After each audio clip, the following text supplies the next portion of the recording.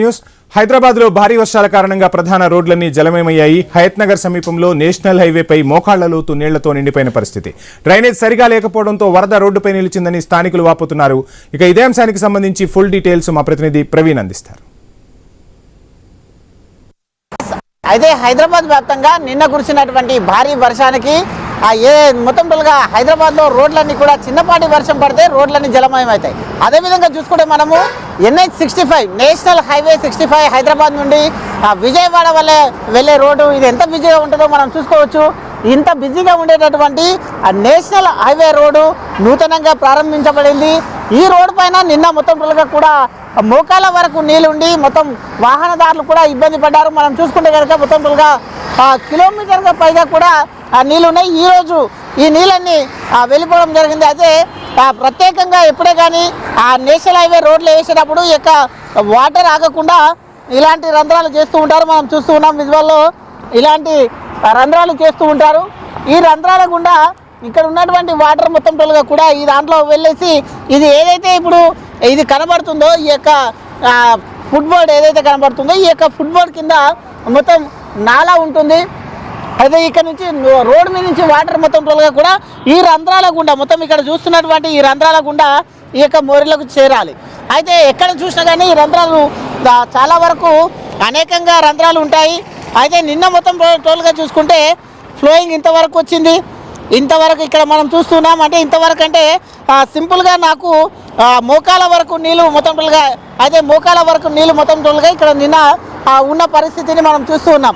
అయితే మెయిన్గా ఈ దానికి ఇంత భారీగా వరద నీరు చేయడానికి కారణం ఏంటంటే ఈ దాంట్లో చూస్తున్నాం మనం చెత్త ఏ విధంగా పేరుకుపోయిందో.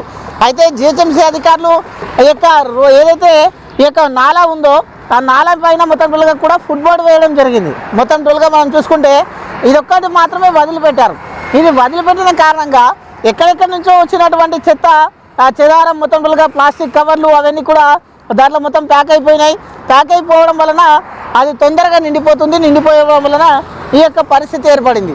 రోడ్డుకు ఇరువైపులా అక్కడ కానీ ఇక్కడ కానీ రోడ్డుకి ఇరువైపులా భారీ ఎత్తున వరద నీరు చేరినటువంటి దృశ్యాలను మనం చూసాం. మొత్తం టోల్గా ఈ యొక్క నేషనల్ హైవే మొత్తం టోల్గా నిన్న ఈ వాహనదారులందరూ కూడా ఇబ్బంది పడ్డారు. ఇంత పెద్ద నేషనల్ హైవే అయితే ఎప్పుడు కూడా నాన్ స్టాప్గా వెహికల్స్ వెళ్తూ ఉంటాయి. 24 గంటలు సర్వీస్ని అందిస్తుంటుంది. కానీ ఇంత పెద్ద మొత్తంలో వాటర్ ఆగడం పట్ల ఇటు ప్రయాణికులు కానీ ఇటు స్థానికులు కానీ తీవ్రంగా విమర్శలు గురి చేస్తున్నారు. దానికి ప్రధాన కారణం మనం చూస్తూ ఉన్నాం. మొత్తం ఆ విధంగా ఆ చెత్త చెదరం ఏదైతే ఉంటుందో ఆ యొక్క చెత్త చెదరం మొత్తం చేరడం వలన మనం చూస్తున్నాం ఈ మట్టి కూడా పెద్దగా మొత్తం పెద్ద ఎత్తున ఈ మట్టి ఆ యొక్క ఏదైతే ఈ రంధ్రాలు ఉంటుందో ఈ రంధ్రాల నుండి వెళ్ళాలి. ఇక్కడ మనం చూస్తున్నాం పైన మొత్తం టోల్గా కూడా ఎక్కడ కూడా ఓపెన్ లేకుండా ఫుట్బోర్డింగ్ చేశారు.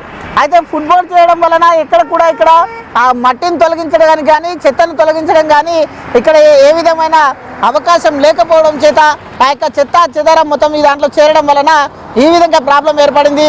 అయితే నేషనల్ హైవే పైన ఈ విధంగా ఉండడాన్ని అయితే మొత్తం టోల్గా తీవ్రంగా విమర్శిస్తున్నారు. మనం చూస్తున్నాం ఎప్పుడు బిజీగా ఉండే రెండు రోడ్లు నేషనల్ హైవే 65 ఇది అయితే విజయవాడ వెళ్ళేటటువంటి ఆ మెయిన్ రోడ్ ఇది ఎప్పుడు కూడా బిజీగా ఉంటుంది.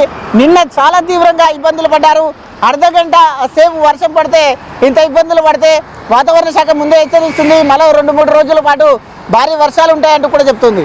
ఈ నేపథ్యం చూసుకుంటే ఇంకా వర్షం కూడా పెరిగిందంటే మాత్రం మొత్తం టోల్గా కూడా ఈ యొక్క నేషనల్ హైవే బంద్ కావడం జరుగుతుంది. విజయవాడ వైపు నుంచి వచ్చేటువంటి వెహికల్ వాహనదారులందరూ కూడా ఇబ్బంది పడతారు. కాబట్టి తక్షణమే ఆ యొక్క GHMC అధికారులు స్పందించి ఈ యొక్క ఏదైతే చెత్తా చెదరం ఉందో వాటిని మొత్తం తొలగించి ఆ నేషనల్ హైవే వాటర్ ఆగకుండా చూడాలంటూ కూడా ప్రయాణికులు కోరుతున్నారు. వీడియో జర్నలిస్ట్ శివతో ప్రవీణ్, ఐ న్యూస్, హైదరాబాద్.